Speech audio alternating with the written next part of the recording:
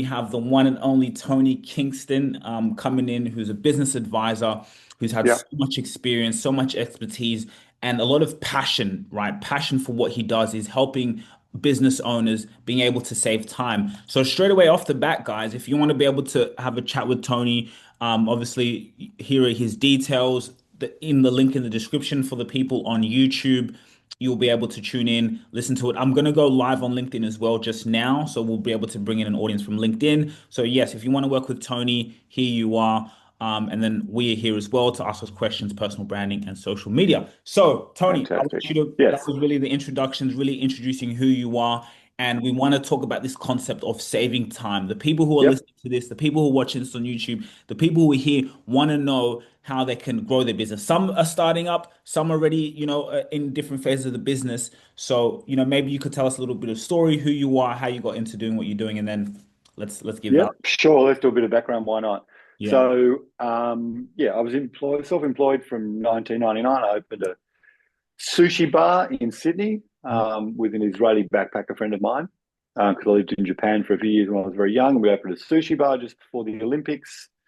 From that, we catered sushi to the Olympics themselves, and we ended up doing airline catering.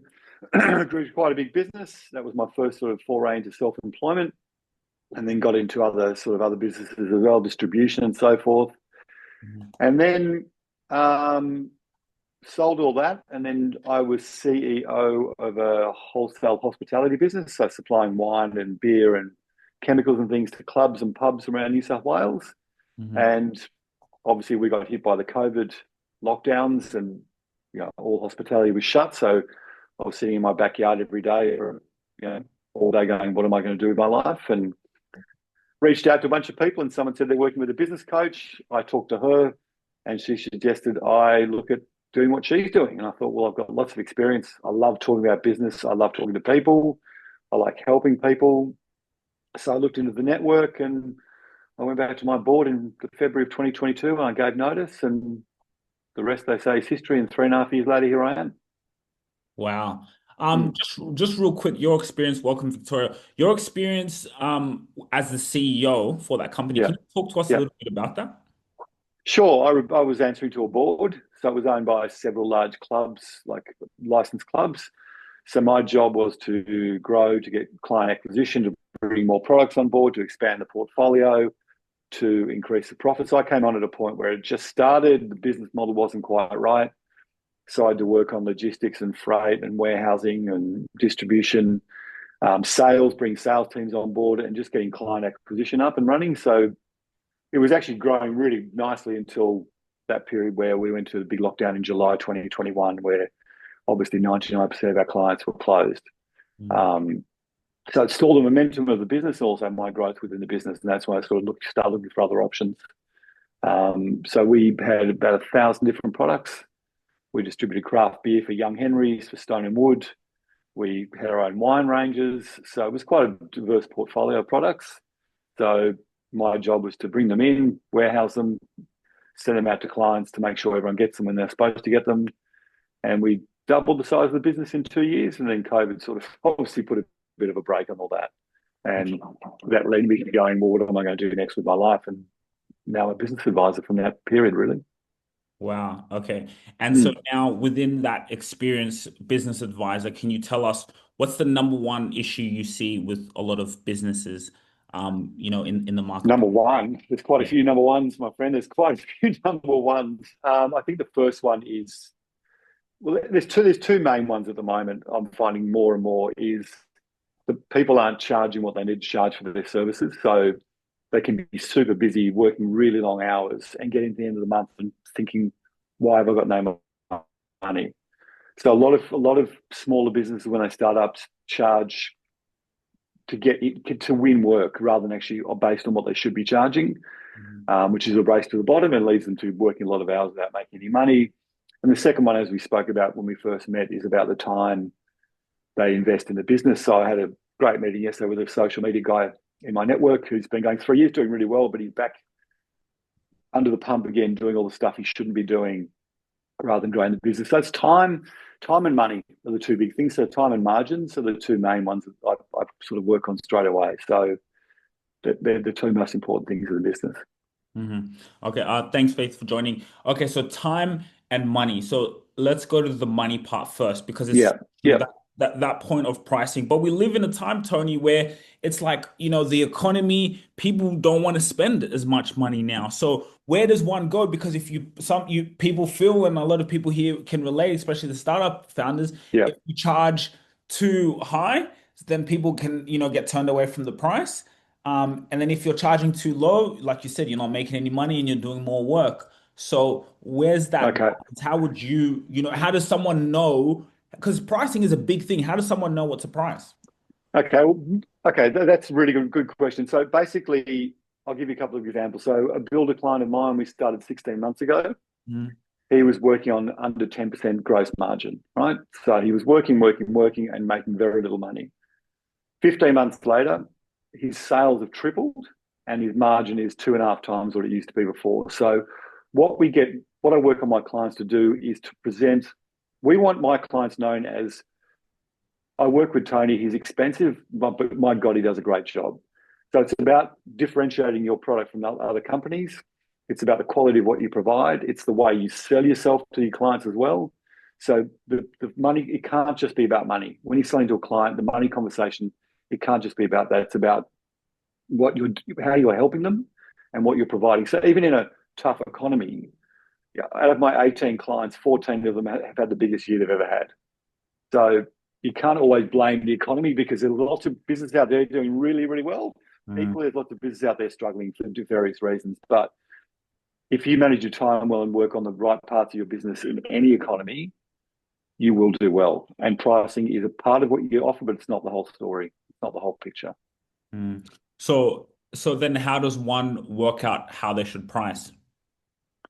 Well, you work out what you want to make out of your business. So as a business owner, okay, I want to pay off my mortgage or my rent or my school fees or whatever your cost of living may be.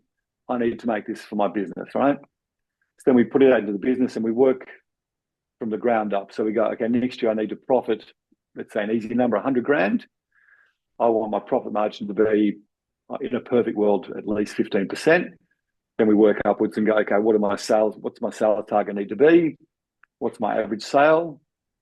So it's $40,000. Okay, I need to generate 25 sales per year. What's my conversion rate? And we track all these metrics. And it's very not easy. There's nothing easy in small business at all, but it's easier to plan for your next 12 months of what we need to achieve. So you look at, okay, how much do I want to earn? Once you know how much you want to earn, you can look at now the profit margins. Okay, how many sales do I need to do? Bingo. Eh, Yeah, yeah. There's no point in saying I want to sell $2 million if it's costing you $2.1 million to do it. mm, So it's got to start with your profit amount first, and then work your way up. Then you work your way through your costs and your expenses, and you'll get the sale amount at the top. Going, okay, well, I need to sell X amount of dollars to achieve that profit margin at the end of the year. mm.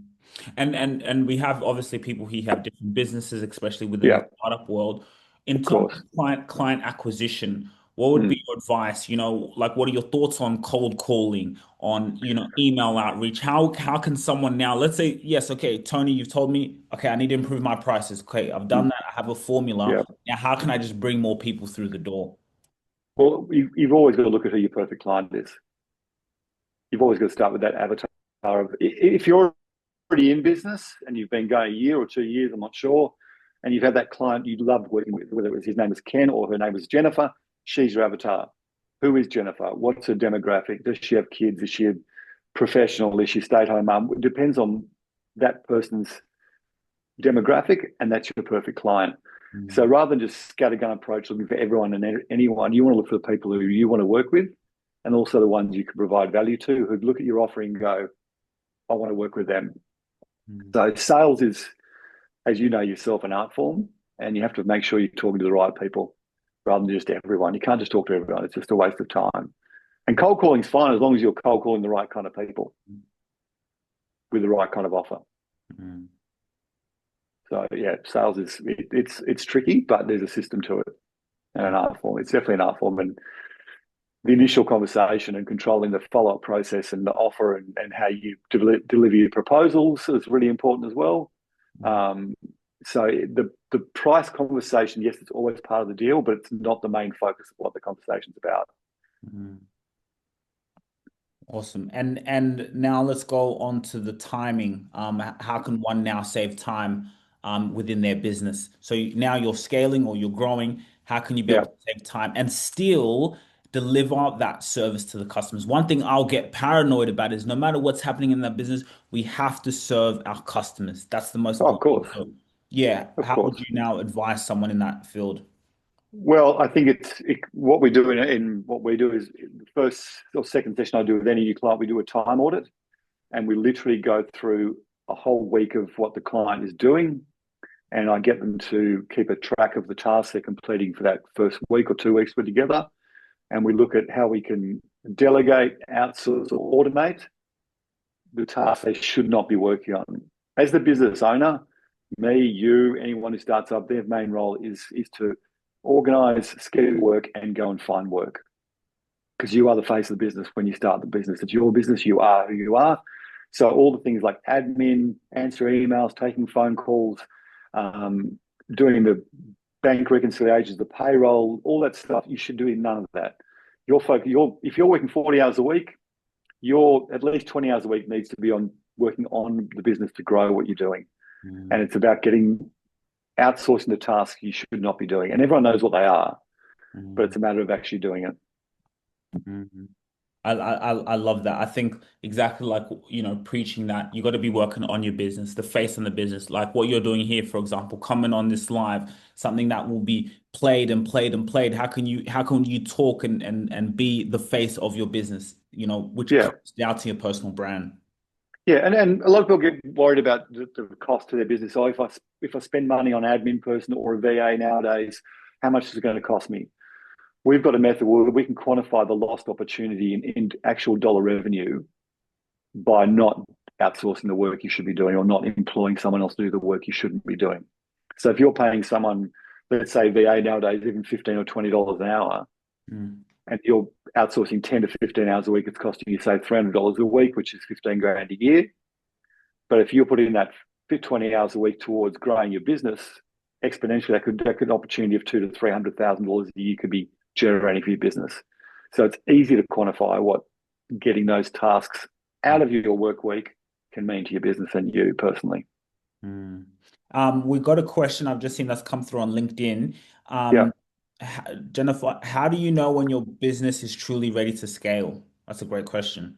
Thanks. fantastic question. Okay, we have an optimization though, so you can't scale your business until your margins are right.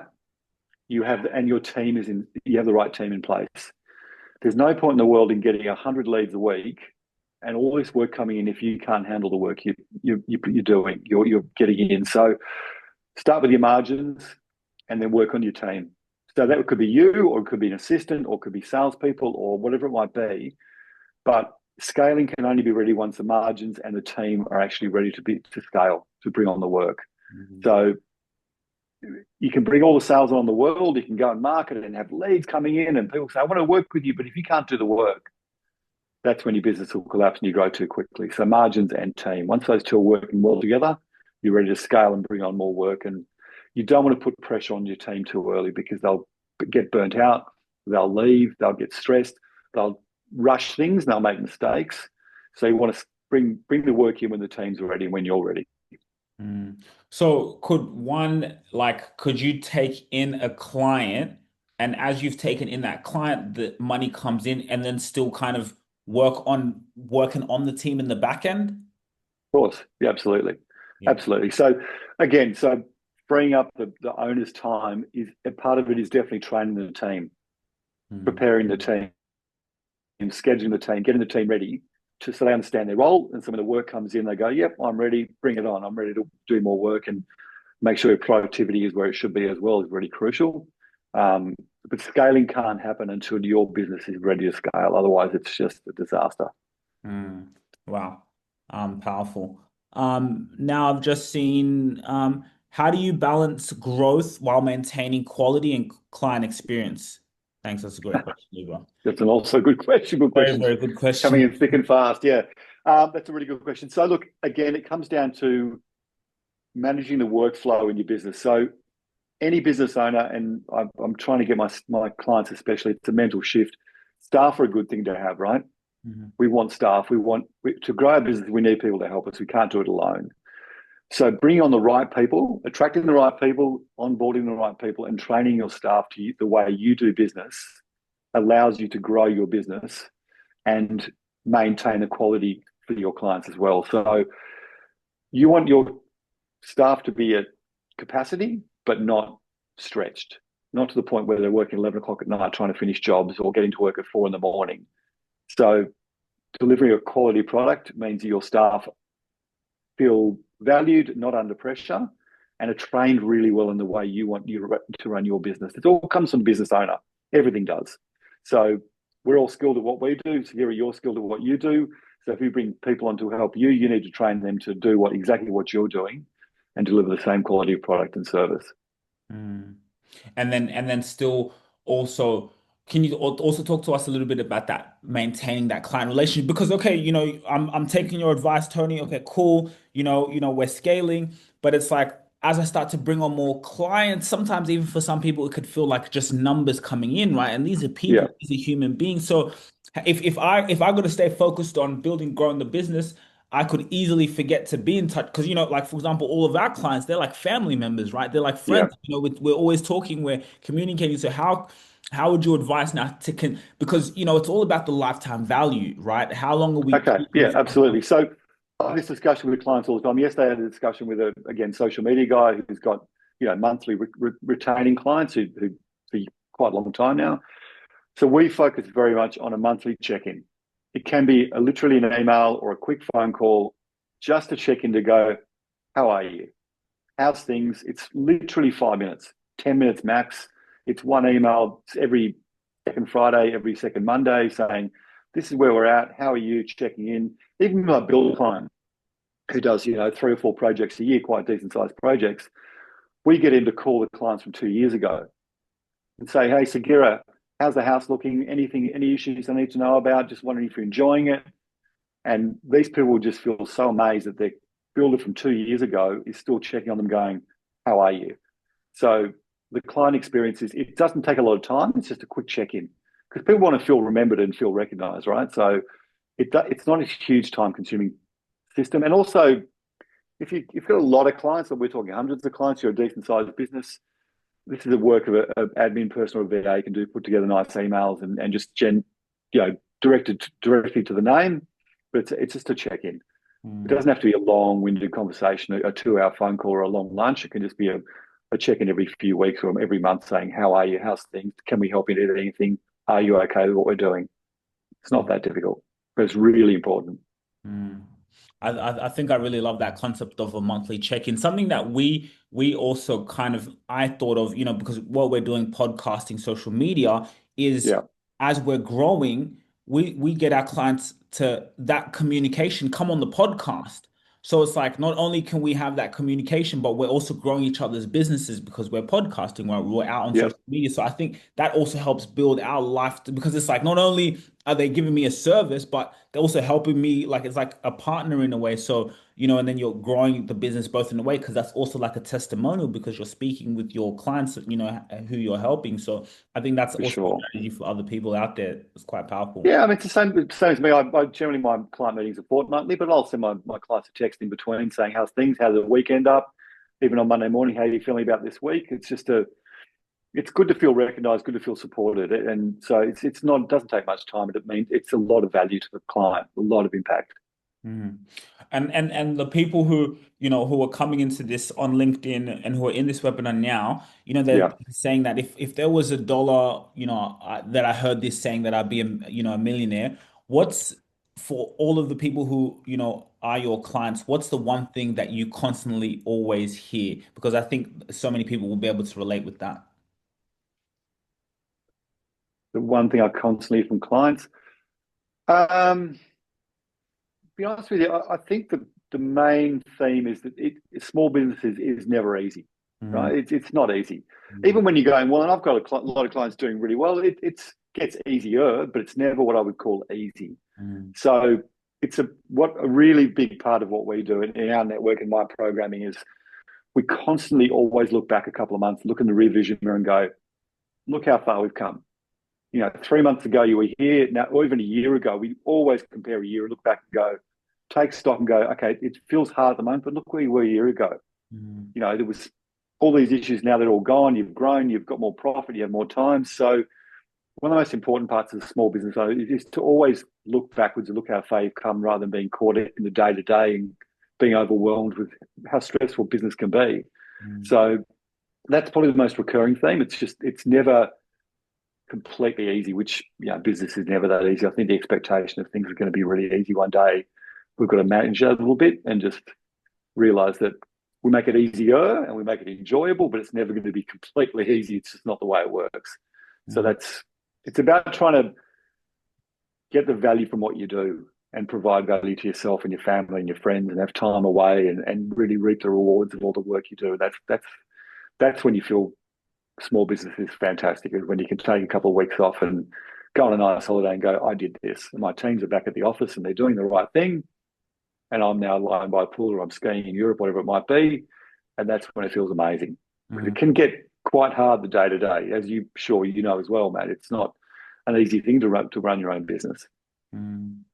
My thing or my struggle that other people may relate with is like I'm incredibly passionate about certain things I do. So like Mm. I might spend too much time on the things that I'm extremely passionate about. It could be editing a video, but that's not growing the business. I got to do, and then I forget that, oh, I got to do this, but like that's just what I love doing, and I can't, checking the financials or counting things that give me a headache, but I have to do it. I think that's something that I struggled with, and sometimes I have to close. Everyone does. Everyone does. Everyone has the same issues. So we've all got values that drive us, right? So Mm, we do a values profile in our business as well, which is a really interesting tool where we send you a questionnaire and you can identify quickly what gets you out of bed in the morning, what drives you, what gives you passion, and the things that you really sit in front of a computer and go, oh, I don't want to do the accounts. I don't want to look at the money. That's when you get someone to help you with that. You get someone else to do that part of your business because you're never, ever, ever going to dedicate the time you want to because it's not what drives you, right? So in your case, you just told me what drives you. What drives me is face-to-face meetings and helping people. Sitting in front of a computer doing marketing plans and case studies and writing lots of stuff drives me mad. I'm not good at it. I can be, but I just don't like it. So I've got someone else doing that for me. My passion, my drive to get up in the morning, okay, who am I meeting today? That's what I'm good at. And that's what I love doing. So I looked very quickly and went, that's not my thing. Get someone else to do it. mm, Employ someone else, outsource it, automate it again. Same sort of argument about the time management. It's the same thing with what drives you and what your passion is. And if you're passionate about something, that's where you should focus your time.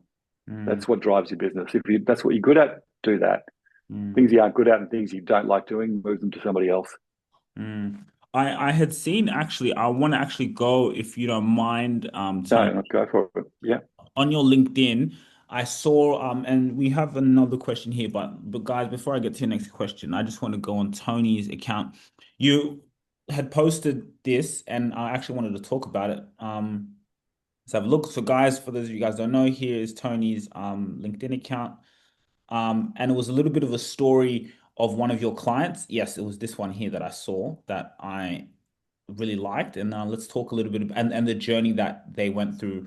So that's loading. Okay, here it was this, right? This was a newsletter article. yep, Um, yep, yeah, can you talk to us a little bit about so what was the story? Of course, there's a lot people can read and you guys can see it later. We'll put the link in the description. Can you tell us about this couple here? yep. Yeah, look, it's interesting. It's interesting. So part of our marketing is we do local business features. So in our local area in the northern beaches of Sydney, we do what's called a business feature on local business, and we promote it through LinkedIn, Instagram, Facebook. It's a really good way to network with local business owners and hear their stories. So these guys, it's a great story. So the owner Sue, she had three young kids, was at home, was not knowing what to do with herself. And then a friend of hers said to her, you're really good with styling your house. Why don't you go into graphic design? And then all of a sudden, if you read through the article, the husband he sold his business and together they started a styling business out of their garage, right? Literally had all their, so a real estate agent comes to them and says that we want to style a house for sale, they'll come in and do all the furniture. They literally went from their house of having furniture on their back deck in their living room. All the three kids had to share a room for 2 years while they used their own house as a warehouse. And within 10 years, I went to their warehouse the other day. It's now 1,000 square meter, huge warehouse in Brookvale. And they've got 80 odd, real estate agents on their file. And I loved hearing about their journey, about how they've grown their business. And Mm-hmm. again, they're doing super well. They've got 12 staff now, very happy team, big warehouse, lots of clients, but they still, they admit it is hard work. But I love hearing those stories about businesses and how they started and what inspired them and how they've grown and the things they've done differently. And so we do that with quite a lot of local business owners. We go out and just meet them and have to talk about business and find out what they've done and how they started as well, which is really important. Mm. And I think this is also a great way in terms of the brand building, right? Like going out and exactly kind of that's an example of what you're talking about, how ways that you can go out there, put yourself out there, talk to Yeah. other business owners. This is also on instead of being in the day-to-day operations in here, Yeah. this whether you're doing this weekly, how often do you do this? Oh, it varies. Depends on the response from clients and who's keen to do it. I've got another one coming next week with a local photographer. Hmm. I've only really just started doing this part again, just a bit of lead gen stuff. I Hmm. did it when I first started, then the leads could have flowed in quite naturally from networking for a couple of years. And then this year I've sort of given another focus, got quite like the growing my network now. And Hmm. it's worked really well for me and other business owners. So I'm back into it again. So once every couple of weeks, probably at the moment, is enough. Hmm. It does take a little bit of time Hmm. away from clients, which are obviously very important. Hmm. Wow, quite Yeah, powerful. Yeah, no, I had seen that, and being able to like, how can we be able to, because business is powerful, it's special. These are people's lives that you're dealing with, and that we're focused on. Um, yeah. I, I got one that I didn't skipped over a question. It said, can you share a typical day or week in your calendar, and how do you structure your time? That's actually a very good question. That's a great question. I'm actually really good with structuring time as a business coach because I have to be. It'd be pretty bad message if I was overwhelmed and under the pump and didn't do what I was supposed to do. So I'm very strict on the calendar. Hmm. I allocate time. I have a Calendly account for Hmm. people who want to book in. I'm very strict, 90% of the time, I'm very strict with my clients about changing meetings. So when we lock in 6 months worth of meetings, they can't change them. Hmm. And so my week is very, very structured. So Mondays are the same every Monday, but I pretty much have the same client scheduling week after week. So I'm very strict on my calendar and making sure that I manage my time to the point where I provide the best value to my clients as well. I can't have five, six, seven clients in one day because by the end of the day, you forget who you're talking to, you're exhausted, it gets a bit much. So I don't take on too many clients, I only take on the right amount Hmm. and to make sure that I give lots of my clients plenty of attention and it's all very structured and scheduled. Using a calendar is, yeah, a lot of people don't for some reason still do it, but I'm a big fan of booking meetings and holding my clients accountable to those calendars. Mm. Which actually is quite powerful because then you have that structure. If it's in your calendar, you make sure you do it. It's very easy. We're humans, we forget quite a lot of things, but when you Yeah, have, I encourage people to diarize everything, even small little reminders of following up clients or following up meetings or following up sales calls, just diarize everything, even if it's through a CRM, which I use a lot myself. But just don't keep it in your head. Don't write it down on a piece of paper. Don't have a post-it note on the computer. Those days are over. We need to be more structured in the way we manage the time and we manage our diary, and also frees up a lot of time as well if you do it properly. Mm. Yeah, exactly. We have Mm. a question here, Yep. Melissa. How do you decide what to work? Which was a similar question that I had. How do you decide what to work on personally versus delegate or automate? Great question again. If give you an example, so very few business owners have have had financial training. Okay, so with Zero, with payroll, with doing your BAS, doing your reconciling your accounts, the first step with any of my smaller clients I've started with in the past couple of years is to get a bookkeeper on board and Big. get your financials under control. I always say numbers don't lie, right? The one part of business that doesn't lie are your numbers. So you need someone who knows what they're doing to make sure your numbers are correct and everything's going the right way. So that's the first step, I'd say. And it's not an expensive thing to outsource bookkeeping. Mm. It's value for money. It's the easiest way to start. And then from then on, as you get busier and again, it comes to the margins, you're making profit, which is the most important part of your business. Then you look at getting someone to do your admin tasks, your day-to-day admin things you should not be doing yourself. You can imagine, CEO of Amazon, Jeff Bezos, he's not organizing his schedule for the week. He's not replying to emails from inquiries. He's just out there growing his business, right? So we need to get rid of the day-to-day tasks that are holding us back from going and growing our businesses. So financially, it's where you are financially. Bookkeeper's the first one I would get always. You Mm. should not be doing it yourself. Even if you think it's really easy, it's not that easy. Even with Xero being as good as it is nowadays, getting a good bookkeeper on board and having someone do your BAS and your installment activity statements and making sure your tax is under control is crucial. Mm. Yeah, bookkeeper. I think that's one such a valuable piece that people really, really need to hear and be this for that to be able to have that help, so you can just focus on, like you said, what you do best and now bringing more people through the door. Yeah, you shouldn't have to worry about payroll and reconciling your bank account and even to the point where I'm not sure what business we're talking today, but if you're chasing money, if you've got 30, 40 clients who are on 7-day, 14-day, 30-day terms, you don't want to be on the phone chasing. You want someone else doing that for you. You don't Mm. want to be chasing accounts and reconciling money. And I've got a really amazing plumber client of mine who's been with me about 9 months and it's really solid business. But he had no admin person for the last 5 years of his business and he was doing it all himself. And the first thing we did, we got an admin person on board full time because it's a good sized business. And his outstanding debts were over $1 million from clients. And now we got that down to close to $340,000 within 6 months. So we chased 700 grand's worth of business just by having someone else on the phone going, give us our money. Because he never had the time. He never had the time. So you can imagine what a difference that makes to his cash flow. Having that money in his bank account. But how does that even happen? Like they don't charge before they do the service? Like how does something like that? Because if you're dealing with real estate agents, big restaurant chains, businesses, they don't pay up front. They're on terms, right? They send the invoice out, and because he was so, I hate the expression, under the pump, he'd do a big job and wouldn't invoice that client for 3 or 4 weeks afterwards because he was too busy. And so the invoice goes out 3 or 4 weeks later, maybe 5, 6 weeks later, and then that cash flow becomes an issue because these guys get the invoice really late, goes into the system.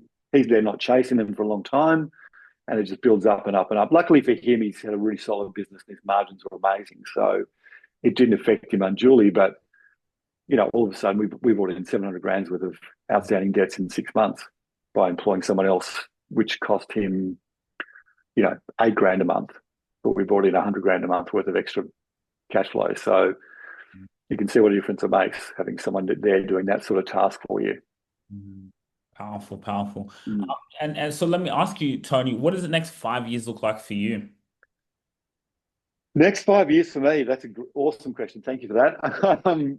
It's more client acquisition, definitely. I'd like to get more in. So I do hold 90-day planning sessions in person up here on the Northern Beaches, usually about 30 people. I'd like to grow that side of the business. I really enjoy the team engagement side of things. So I'd like to grow group coaching. I think it's a really powerful offering in the group scenario for the smaller business owners who feel quite isolated because they work by themselves a lot. We get them into a room. We sort of compare stories. We look at the challenge they've had for the last couple of weeks, look at their wins. So I've got a small group at the moment, there's 5 in the group at the moment, but you can see they like in the room and unloading about their problems to another small business owner. So I really like that engagement between people.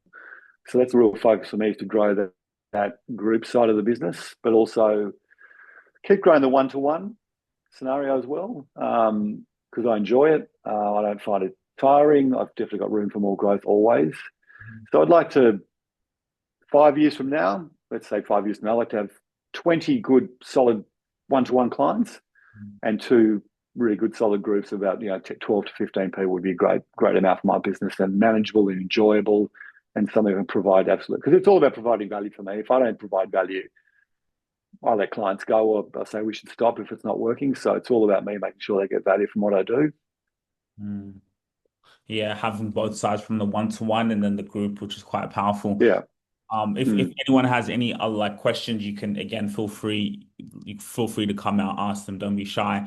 We won't bite. Yeah, please do. Um, Yes, but no, honestly, Tony, this has been like quite inspirational, I guess, just for us to continue to hear these conversations, even for the people after the people who are on LinkedIn. Thank you guys for some of your questions. Just for us to be in this environment, again, someone with your experience to give that advice, how can we grow? Mm. Like I think how you broke it down at the start with, the time and then the money, how can one get the pricing right, the money Yeah. right? In terms of like people having investors coming in this is a question that just kind of popped up.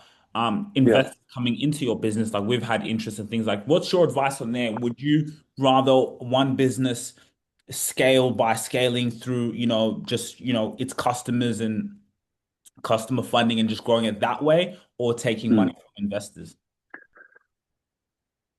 Look, in a perfect world, yeah, outside investment is not the first choice, but sometimes look, I did it because my business grew so quickly. We needed more investment to keep it.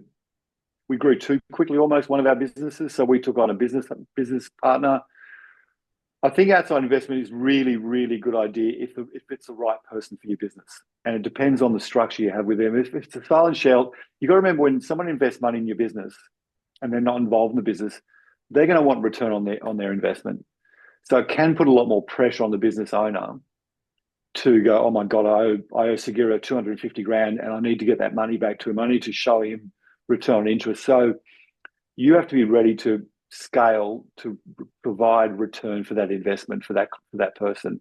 So bringing an investor on board can give you a real powerful leap into growing the business, but you have to give that ROI to that investor, and that can be a really tricky avenue to work down. So I would suggest anyone looking for outside investment, look at who they are, what they want, manage their expectations. And Mm. if they want to double their money, or they want 20% interest every year over the next 3 years, you've got to put that into your numbers and see whether that's achievable. So don't take on money unless you know Mm. what that investor wants and if that's feasible to get that investment back to them, because otherwise it's like having ATO debt, owing someone money and having that in the back of your mind the whole time going, oh my God, I still owe this guy money.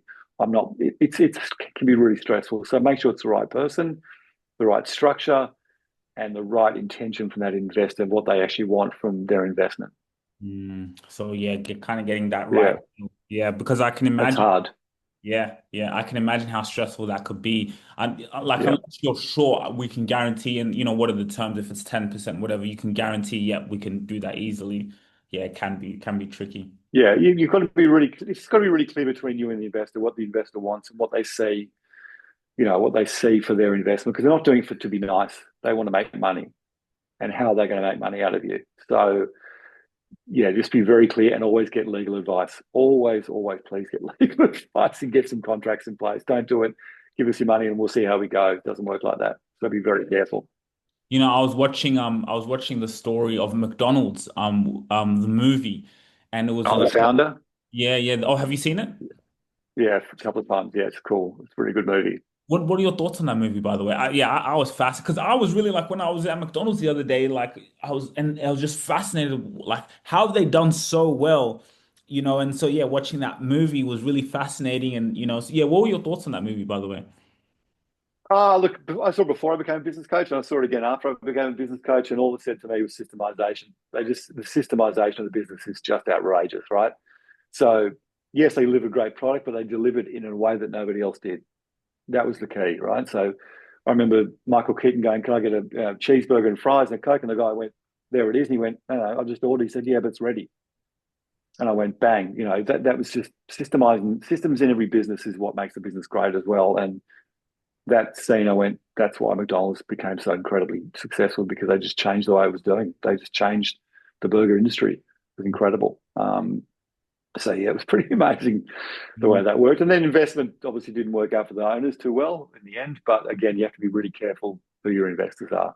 Mm. So you think the mistake came from the owners was who are we letting invest into our business? Yeah, Yeah. yeah, yeah.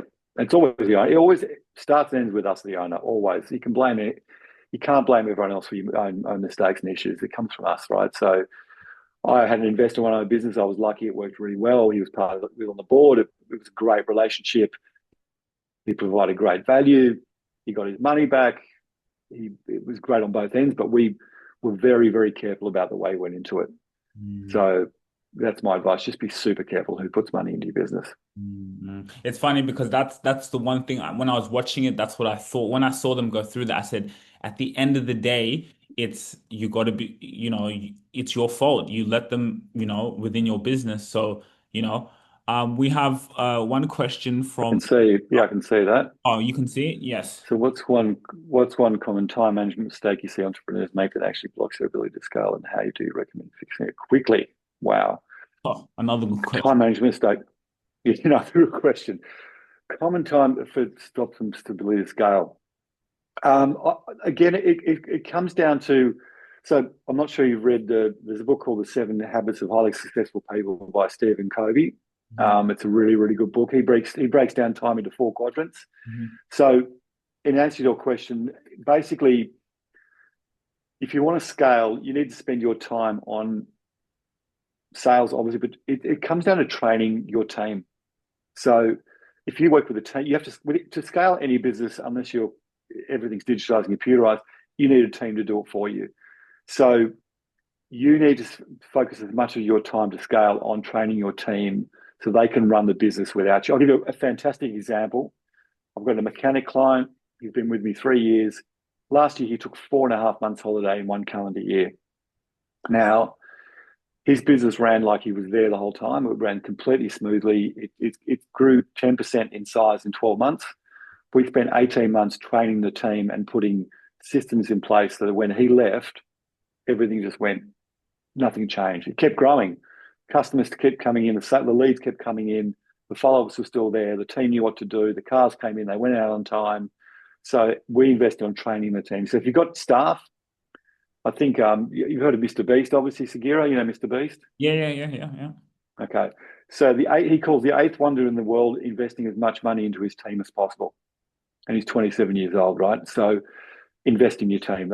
Your ability to scale comes from investing in your team, and it will reduce the amount of hours you have to work in the business. Mm. It's not a quick fix. I'm sorry, it's not a quick fix, but it's the best fix. And what does it look like working with you? So like let's say that 18 months prior, because that's like I'm like 4 months you're away from your business, and not only did it run smoothly, but 10% growth. What does it look like to work with you? And like what's that relationship look like? Because I'm sure obviously that advice for someone on the outside, I know the value of that, someone on the outside coming in, Mm. working with you so you can, grow. What does it look like to Yeah. work? Look, I've learned a lot over the past 3 years about the right kind of client for me as well. Mhm. And this guy is a great client because he wants to grow the business. He wants to improve. He's always looking. He's always open to new advice, new ideas. So we always look at improving what clients are doing, but it's a two-way relationship, right? I can't hold someone's hand and change the business for them. So we work on a fortnightly meeting. We set 90-day targets for things we want to improve in the business. We have an incredible system of we have a 100-point checklist. We go through every 6 months and go, okay, where have we done this, done this, done this, and we can always analyze what needs to be done. Sorry, but it all comes from the client wanting to improve and grow, and they're the clients I love working with, and they're the ones I provide great value to. Yeah. I mean, as I mentioned before, Craig, my builder, this year his sales up 160 odd percent in a tough climate.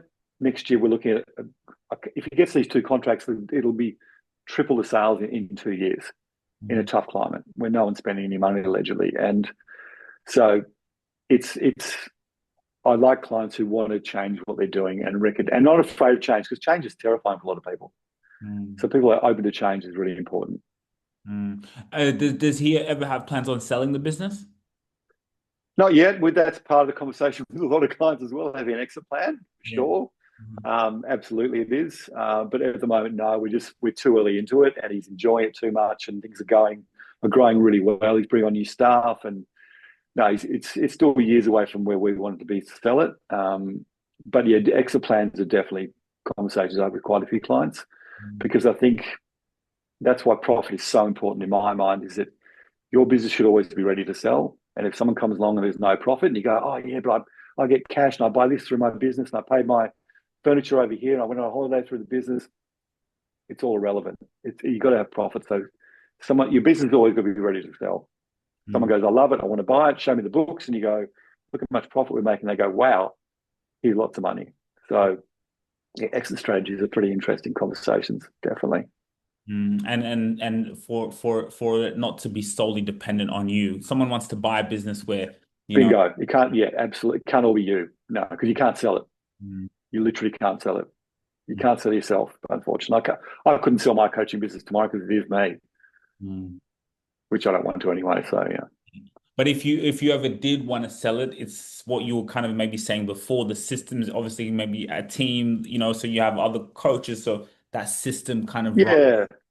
Yeah. Look, there are coaches in my network who are looking at employing other coaches to grow the business. It's not really my focus. See, I've set this business up that I can do this for the next 15 years of my life. It's a really good way to, it's not something for me to sell, it's something for me for a lifestyle for the rest of my life, really. Mm. I get a lot out of it. I love doing it. I learn every day. I can be 70 and still do it. I've got one coach in my network who's 75 years old. He has 8 clients, has a great life. He gets amazing value from his clients and they get amazing value out of him. So for me, it's a lifelong pursuit, really. I just think it's an awesome way to make money and I can see myself doing it for the next 20 years, no problem. Mm. Like, and which leads me to another question, an intriguing one. What's the best type of business to start right now? Like what is it, digital products, service, info, coaching. What would you say from you have so many experience, you have, brick and mortar, you have different type of businesses. What would be a good business? uh, I think it depends on what stage of life you're on, where your skills are and what your passion is. So if you've been a business owner like I've been for years and you're good with people, you like helping people, consultancy coaching is it look it's been really rewarding for me. I love it. I absolutely love it. I think with the explosion of AI, which I embrace AI. I think every business has to embrace AI. It's good to look at businesses that AI really can't replace you with. So I've got a good friend of mine, very successful investor. I think 3 or 4 years ago, he bought a flooring company. Random, out of the blue. He knows nothing about flooring. He's a great business person. But he knows nothing about it. I said, why don't you buy that? He said, mate, AI is not going to replace someone putting floors down in a house. It's never going to happen. And he's right. Yeah, you can ChatGPT is not going to come put down floorboards in a brand new home for you, or fix your floors or polish your floors. That's not going to happen at the moment. So I think with AI, you got to be a little bit careful about which ones go into, but do what you love and what you're good at, and have a structure behind it, and you will make money. That doesn't mean the economy, the climate, you will make money out of it. Mm. That's actually a very, very good point. I didn't think of it. It's so true, right? Like in, flooring, even let's say plumbing or, Yeah, like AI can't replace those things no matter no, with they can make it better. AI can make it a lot better. Can make your system a lot better. Can make the leads come in. Can answer, can do so many great things. But it's not going to go there and hammer a nail and build a pergola or a decking or build a pool at the moment. So those industries are pretty safe and they're just going to get better and Mm. more efficient with AI. So, but again, I think like same as you love what you do. So um, anything gets you out of bed in the morning, you go, this is what I love doing. That's what you should try and do for your business because it's a big part of your life, right? So nothing worse than getting to Sunday night and going, oh God, I've got work tomorrow. We don't want to feel like that ever. Um, how do you keep things personal with clients while using automation? Great Good question. question. I actually, yeah, it's funny when ChatGPT came around. One of the first questions I asked it was, "Are you going to replace me as a business coach?" Because people go, "Oh, I don't need you. I can go to ChatGPT." Um, that's the whole point of AI and the explosion of AI is that it's pushing people more into face-to-face personal contact because we're human beings want emotion and want connection. We're not computers. We never will be computers. So introducing AI into people's businesses is very much doing the stuff that they should be doing. But I can see that my clients, I say to a few, do you want to do Zoom? And they go, no, can we do face to face? People Mm. still really prefer and crave. That's why networking is booming at the moment. Mm. There's so many networking groups popping up everywhere because people want to meet other people. Mm. Zoom's cool. I love doing this. Don't get me wrong, I use Zoom a lot in my business, but people still crave personal interaction. I think AI has actually even made that more emphasized that people want to see other people, shake hands, get to know each other, and you can get to know someone much easier face to face than you can over Zoom. And AI, yeah, that's made the need even greater for people to connect. Mm. Even like using systems where you can like you have email automation, just yeah, kind of Yeah, even a check-in, you can automate the system. absolutely. I think that's quite powerful. Oh, tons of automation with that sort of lead checking and lead gen and following up sales calls and all the rest of it. Absolutely use AI. Incredible amount to do. But the initial face to face contact, and again, it's become now the About Me section on your website is as important now as the landing page. If you haven't got a photo of you or your team, you're missing out big time because people buy from people, right? So it's huge now that people look at a website and go, oh, there's a face. I can see Sugira. I know who he is. I want to buy from him. If it's just a bunch of text, an AI generated image, man, people just go, no, don't know anything about it. I don't trust it. So trust is huge because of AI. It's changed the way look at each other. I was actually talking to someone about that today. We were looking at someone else's website, and a lot of people, business owners are doing this. They just get those websites, and then it's like, it's those AI images, and it's kind of vague, and the testimony. And I just said like I look at this website, and I know someone said, oh, but I don't want the business. He said this. I don't want the business to rely on me. I want it to be, so that's why the website, kind of vague in general. But Yeah. the start or where you are, like, yes, people want that trust. They want to come in. For example, if they come in on our thing, they can see the YouTube videos. They can go in and watch so they see your face, they see your name, they see stories. It's so important. And people, Tony, to be honest, I keep making that mistake. That's a great example that you just said, because I literally was talking to someone today and I said, imagine now, instead of these reading these testimonials, which could be fake, now you're watching a podcast, you're watching Oh, content, mate. you talking with your customers. And in a day and age where, the scammers, they're getting very smart. So how do you separate yourself from people want to trust people? Yeah, absolutely. And that's why video testimonies are massive now, enormous. Written testimonies, you and I can go to ChatGPT and I can write 50 testimonials in 1 second, right? So video to video, people watching videos of other people going, I loved working with Sugira. It's just the most powerful tool there is. It doesn't get any better, right? So even on my own website now, I've got 3 client testimonials. There's going to be more loaded up next week because people are going, this is what it did for me. And people want to hear from other people. Mm, mm. Absolutely, they do, 100%. Yes, cool. Any other questions? You guys, honestly, today, especially on LinkedIn, that's why I love LinkedIn, because we got quite big, to be able to go live on LinkedIn, and then we have here in the webinar. Great questions, guys. Really, really appreciate people Yeah, engaging. awesome. Mohammed, Victoria, Wenda, Faith, thank you guys so much for coming in. We don't take anyone's time for granted. The fact that you can save time out of your day to come and hear from us, that means the world. And, especially, Absolutely. after when people will see this on YouTube and Spotify, we really, really appreciate you, Tony, for coming in and Oh, giving. anytime. I loved it. It was awesome. And anyone who again wants to work with Tony, there's his email, there's his mobile number. Don't use it for any other purposes apart from for his And business. Monday to Friday, business hours only. I don't answer calls on weekends. Yeah, Exactly. There you go. Yeah. awesome. So yeah, feel free to contact Tony. And yeah, if you also want to get in touch with us, you can. We're all over socials. So yeah, thank you so much, Tony. We really, really appreciate it. And this My was pleasure. Thank you. really good. Let's keep in touch. Mm. Yes. Okay. Thanks, guys. If you have any Okay. questions, let us know, and we'll see you guys later. If you really enjoyed this video, make sure to click here, and I'm sure you're gonna love that one.